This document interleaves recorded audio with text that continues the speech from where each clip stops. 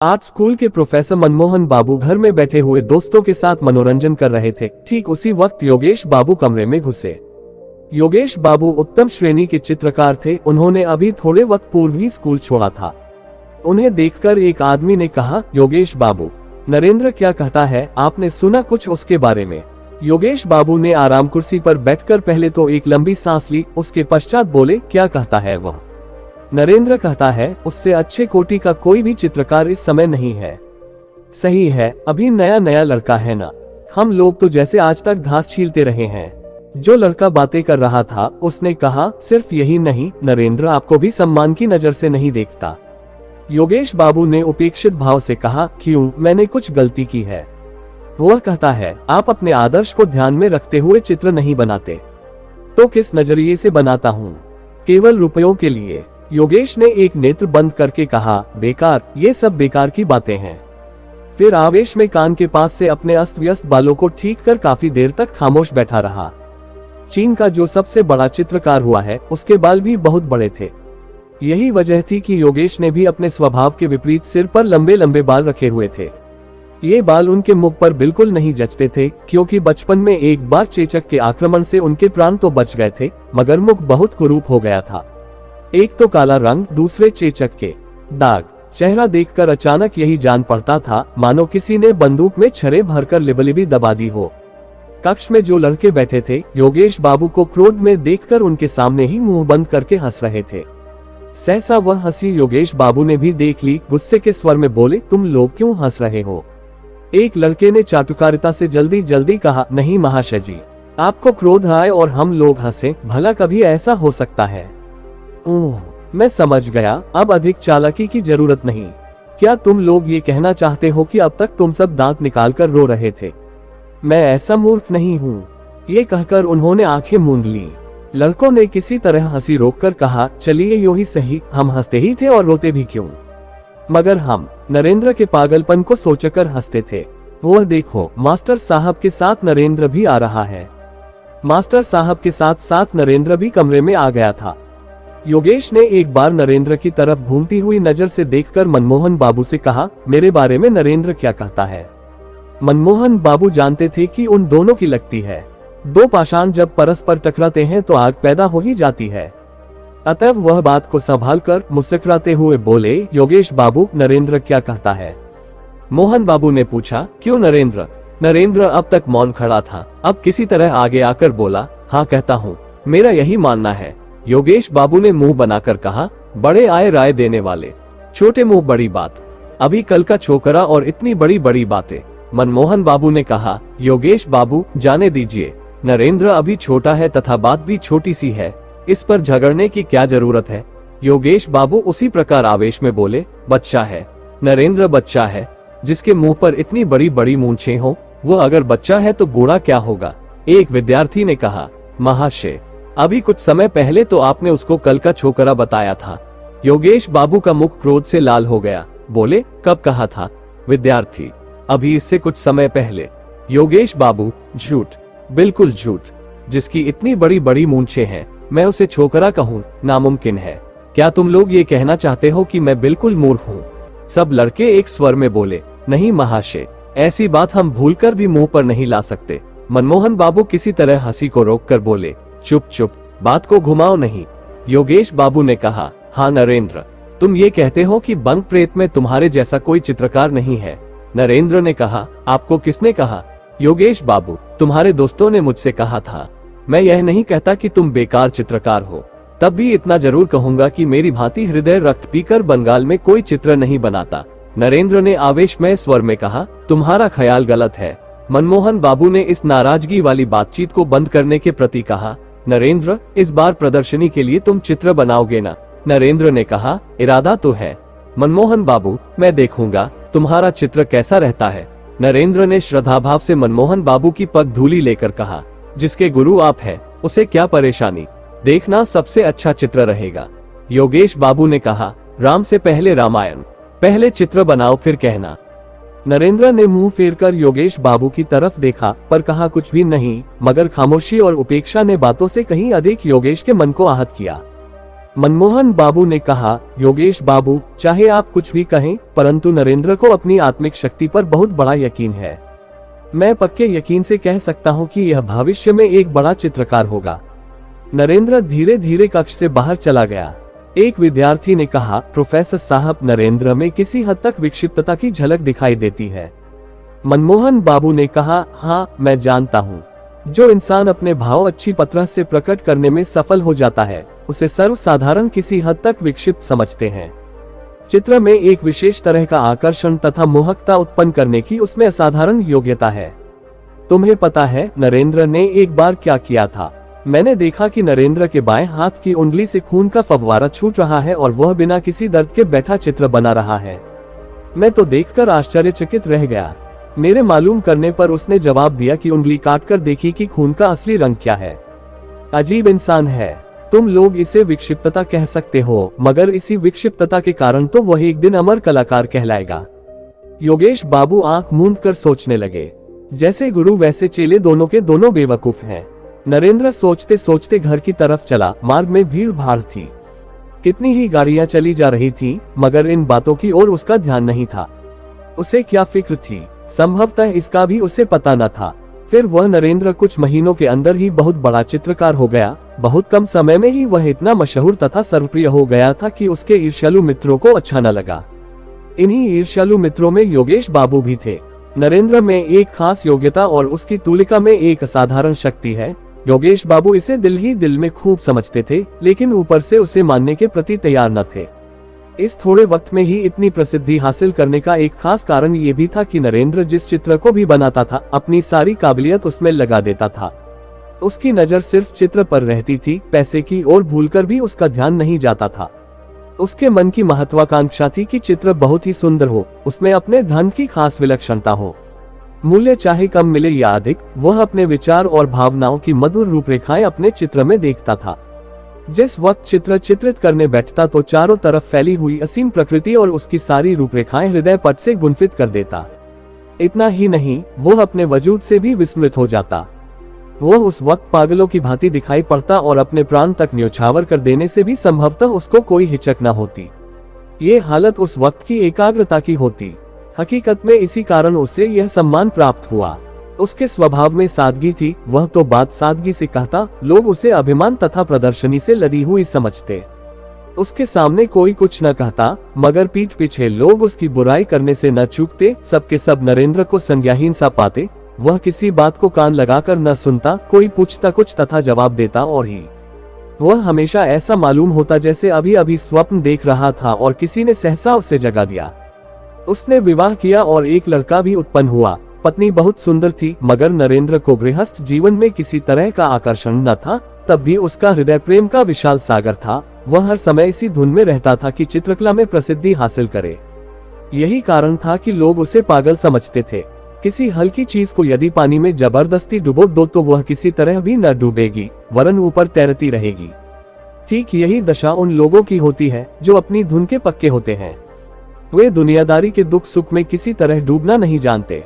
उनका मन हर वक्त काम की पूर्ति में लगा रहता है। नरेंद्र सोचते सोचते अपने घर के सामने आ खड़ा हुआ। उसने देखा कि दरवाजे के पास उसका 4 वर्ष का बच्चा दौड़ता हुआ आया तथा दोनों हाथों से नरेंद्र को पकड़कर बोला, बाबूजी।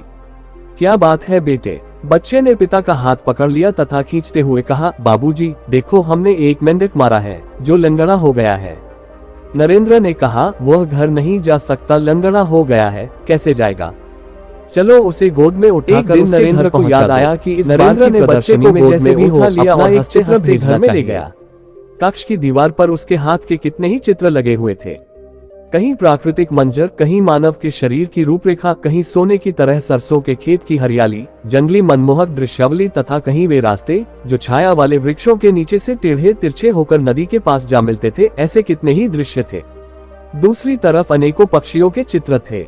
उन सबके मनोभाव उनके मुखों से प्रकट हो रहे थे। कोई क्रोध से भरा हुआ, कोई मुसीबत की हालत में तो कोई प्रसन्न मुद्रा स्थिति में। कमरे के उत्तरीय भाग में खिड़की के सामने एक अपूर्ण चित्र लगा हुआ था। उसमें ताड़ के वृक्षों के समूह के समीप सदा मौन रहने वाली छाया के आश्रय में एक सुंदर नवयुवती नदी के नीलवर्ण जल में स्थिर बिजली सी शांत खड़ी थी। उसके होठों और मुख की रेखाओं में चित्रकार ने मन की पीड़ा अंकित की थी। ऐसा मालूम होता था मानो चित्र बोलना चाहता है, मगर यौवन अभी उसके बदन में पूरी तरह प्रस्फुटित नहीं हुआ है। इन सब चित्रों में चित्रकार के इतने दिनों की आशा तथा निराशा मिली जुली थी, मगर आज उन चित्रों की रेखाओं और रंगों ने उसे अपनी ओर आकर्षित न किया। उसके मन में बार बार यही विचार आने लगे कि इतने दिनों उसने केवल बच्चों का खेल किया है, सिर्फ कागज के टुकड़ों पर रंग पोता है। इतने दिनों से उसने जो कुछ रेखाएं कागज पर खींची थी, वे सब उसके मन को अपनी ओर आकर्षित न कर सकी, क्योंकि उसके विचार पहले की अपेक्षा बहुत उच्च थे। उच्च ही नहीं बल्कि बहुत ऊंचे होकर चील की भांति आसमान में मंडराना चाहते थे। यदि वर्षा ऋतु का सुहावना दिन हो तो क्या कोई ताकत उसे रोक सकती थी। वो उस समय जोश में आकर उड़ने की उत्सुकता में असीमित दिशाओं में उड़ जाता, फिर एक बार भी पलटकर नहीं देखता। अपनी पहली हालत पर किसी तरह भी वह सहमत नहीं था। नरेंद्र के मन में रह रहकर यही विचार आने लगा। उसने निश्चय कर लिया कि इस बार ऐसा चित्र बनाएगा जिससे उसका नाम अमर हो जाए। वह वास्तविकता को सबके मन में बैठा देना चाहता था कि उसकी अनुभूति बचपन की अनुभूति नहीं है। मेज पर सिर रखकर नरेंद्र विचारों का ताना बाना बुनने लगा।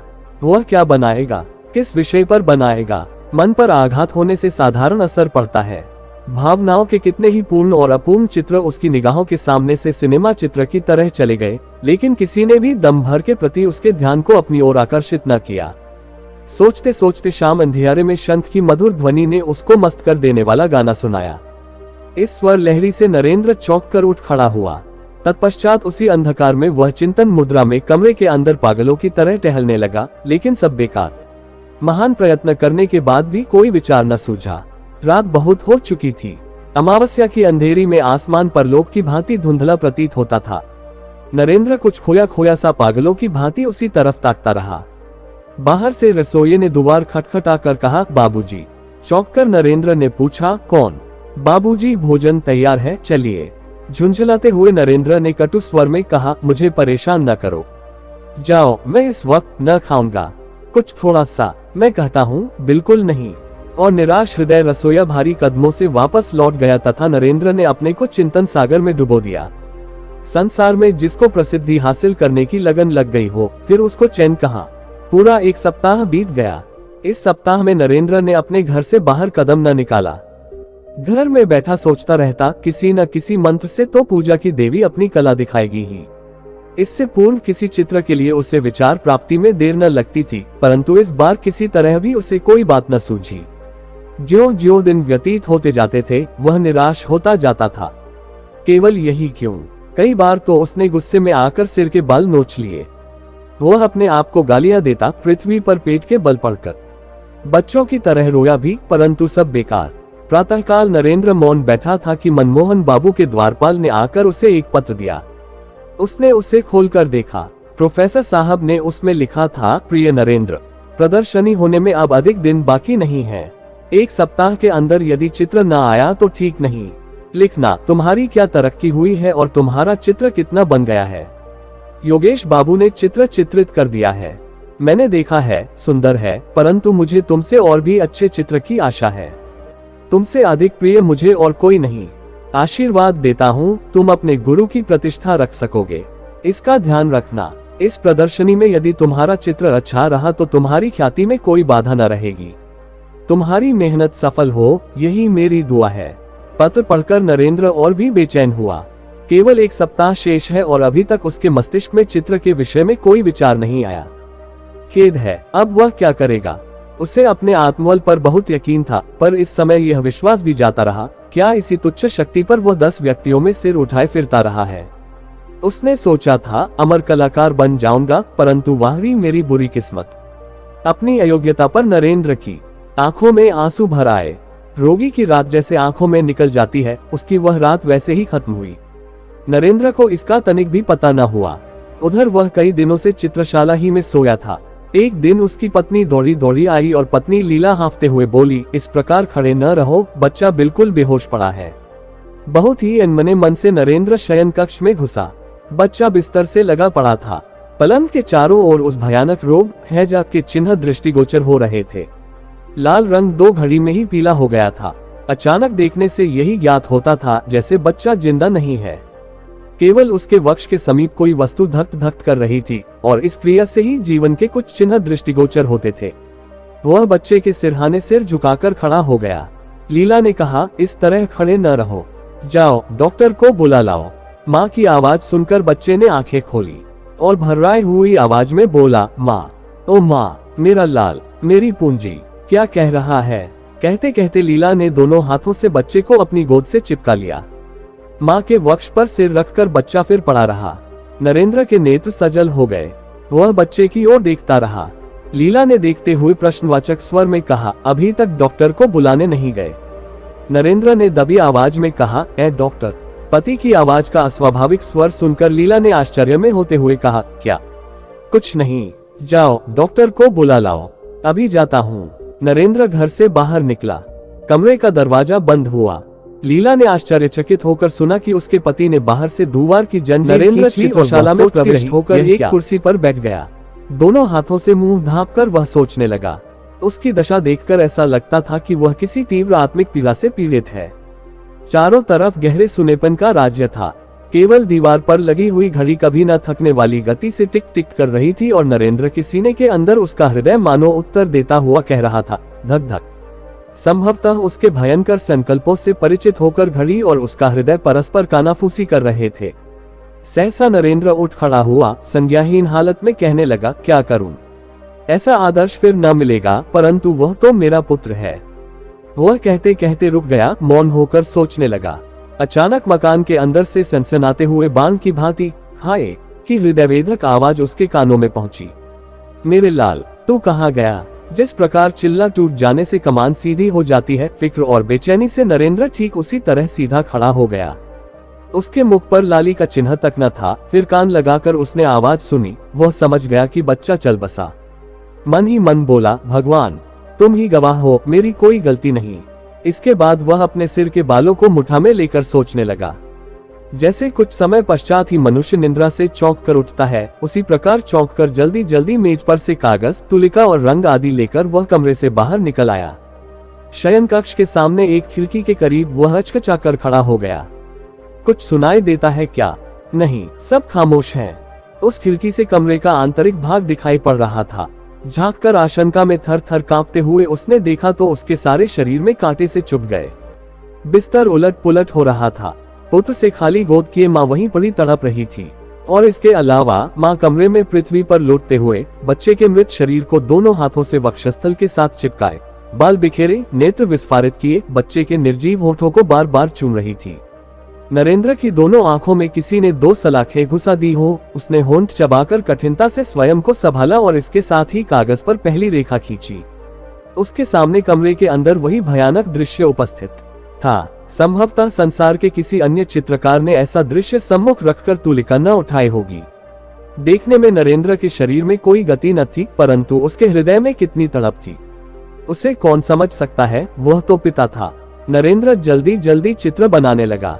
जीवन भर चित्र बनाने में इतनी जल्दी उसने कभी न की। उसकी उंगलियों को किसी अज्ञात शक्ति से अपूर्व ताकत प्राप्त हो चुकी थी। रूपरेखा बनाते हुए उसने सुना, बेटा, ओ बेटा, बातें करो, जरा एक बार तुम देख तो लो। नरेंद्र ने अस्फुट स्वर में कहा, उफ, यह असहनीय है। और उसके हाथ से तुलिका छूटकर जमीन पर गिर पड़ी। किंतु उस समय तुलिका उठाकर वह पुनः चित्र बनाने लगा। रह रहकर लीला का वंक तदन रुदन कानों में पहुंचकर हृदय को छेड़ता और रक्त की गति को धीमा करता और उसके होंठ स्थिर होकर उसकी तुलिका की गति को रोक देते। इसी प्रकार पल पल बीतने लगे।